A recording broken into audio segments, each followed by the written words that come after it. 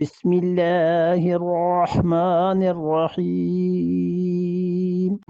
وَلِلَّهِ الْمَشْرِقُ وَالْمَغْرِبُ فَأَيْنَمَا تَوَلُّوا فَثَمَّ وَجْهُ اللَّهِ إِنَّ اللَّهَ وَاسِعٌ عَلِيمٌ۔ وَلِلَّهِ، اور اللہ ہی کے لیے۔ یہ صرف ترجمہ یہ نہیں بنتا کہ اللہ کے لیے، بلکہ ترجمہ یہ بنے گا للہ، اللہ ہی کے لیے۔ یہ جو لام ہے نا، اس میں خصوصیت کو پیدا کر رہا ہے کہ صرف اللہ ہی کے لیے المشرق والمغرب، مشرق اور مغرب کی ساری سمتیں اللہ ہی کے لیے ہیں۔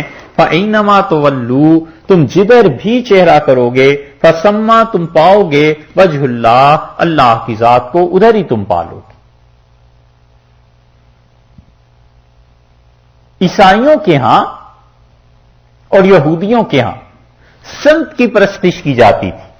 دوسرے پارے کے آغاز میں یہ چیزیں آئیں گی، تمہید اس کی یہیں سے باندھ رہے ہیں۔ یہ آیت آپ کو پھر کسی وقت کام آئے گی، ہم آپ سے عرض کریں گے۔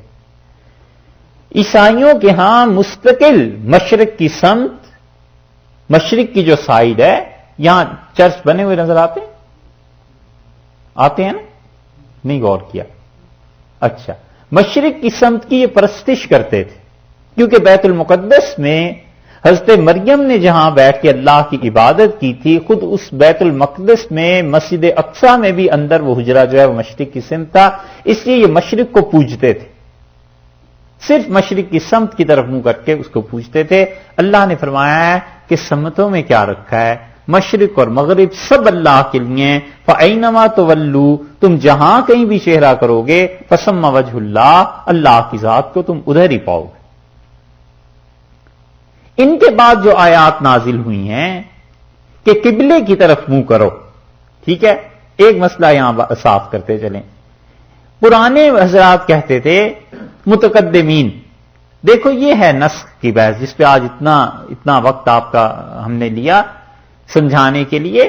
پرانے حضرات کہتے تھے کہ اللہ نے جب متعین کر دیا کہ تم نے مسجد حرام کی طرف، کعبہ کی طرف رخ کرنا ہے، تو وہ کہتے ہیں اس آیت نے اس آیت کو منسوخ کر دیا، کیونکہ اس آیت میں آیا کہ تم جدھر بھی منہ کرو اللہ کو ادھر ہی پاؤ گے، اور ادھر آ گیا کہ نہیں صرف بیت اللہ کی طرف منہ کرنا ہے، تو پھر یہ حکم اٹھ گیا، اور وہ حکم اپنی جگہ پہ اصل میں قائم رہا، جس پہ ہم عمل کرتے ہیں۔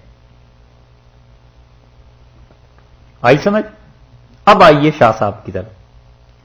شاہ صاحب رحمت اللہ علیہ فرماتے ہیں، وہ کہتے ہیں عام طور پر تو حکم یہی ہے، اور فرض کر لو شرعی مسئلہ تو یہی ہے نا کہ اگر بیت اللہ کا پتہ نہیں چل رہا تو آدمی وہاں کسی سے پوچھے، اور اگر کہیں پوچھنے پہ بھی نہیں پتہ چلتا، ملتا ہی کوئی نہیں، کس سے پوچھے؟ تو پھر شریعت نے حکم یہ دیا ہے کہ تحری کرے۔ تحری کا مطلب یہ ہے کہ خود سوچ بچار غور فکر سے کام لے کہ یہاں بیت اللہ کدھر ہو سکتا ہے، تو جس طرف بھی وہ منہ کر لے، نماز پڑھ لے، نماز ہو جائے گی۔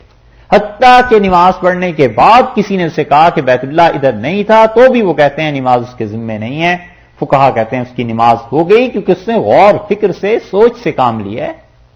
تو جیسے کسی سے پوچھنا تھا، اپنے آپ سے اس نے پوچھا، اپنے دماغ کو لڑایا کہ بیت اللہ ادھر ہو سکتا ہے، اور یہ ایسا مسئلہ ہے جس کی یہاں ضرورت پیش آتی ہے نا کئی بار، ٹھیک ہے۔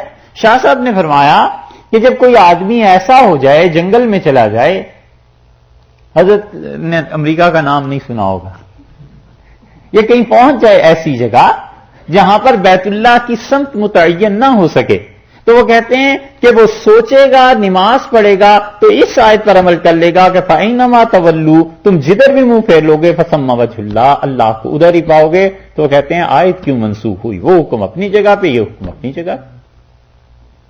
دیکھا آپ نے، یہ ہے حضرت کا کمال۔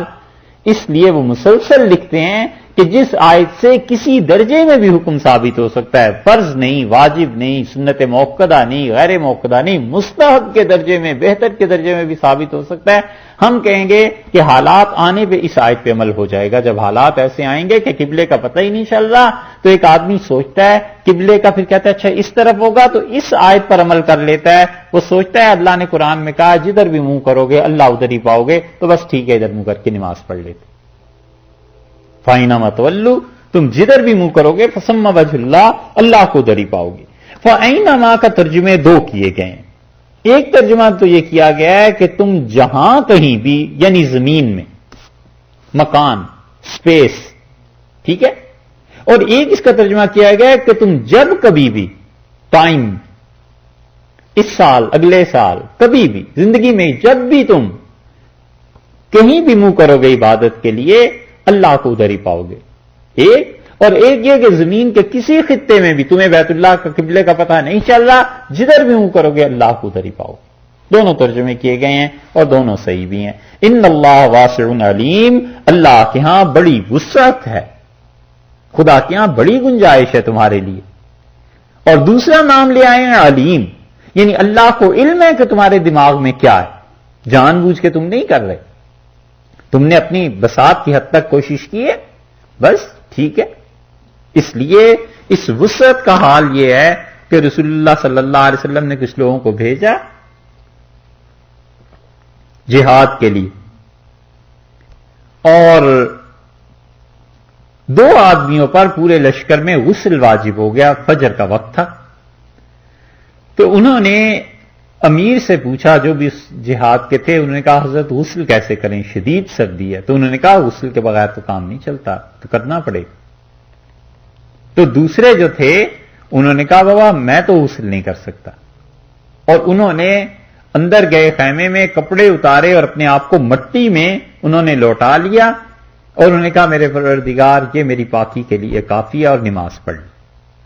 اور جو پہلے تھے جنہیں یہی جواب تو دونوں کو یہی ملا تھا، انہوں نے غسل کیا اور دوپہر تک بخار آیا اور ختم ہو گئی. جب یہ پہنچے رسول اللہ صلی اللہ علیہ وسلم کے پاس تو انہوں نے عرض کیا کہ اللہ کے رسول ہم 2 اس طرح تھے پورے لشکر میں، انہیں بھی ضرورت پیش آئی تھی، مجھے بھی، انہوں نے اس طرح کیا اور میں نے اس طرح کیا، تو آپ فرمائیے. تو رسول اللہ صلی اللہ علیہ وسلم کا چہرہ مبارک غصے سے سرخ ہو گیا، اور آپ نے فرمایا انت قتلتہ، وہ جو صاحب تھے ان سے کہا تم نے اس آدمی کو قتل کیا، تمہیں پتا نہیں تھا کہ تم شریعت کا آسان حکم اسے بتاتے، تم نے کیوں نہیں اسے آسان چیز بتائی؟ مراد یہ تھی کہ وہ تیمم کر لیتا.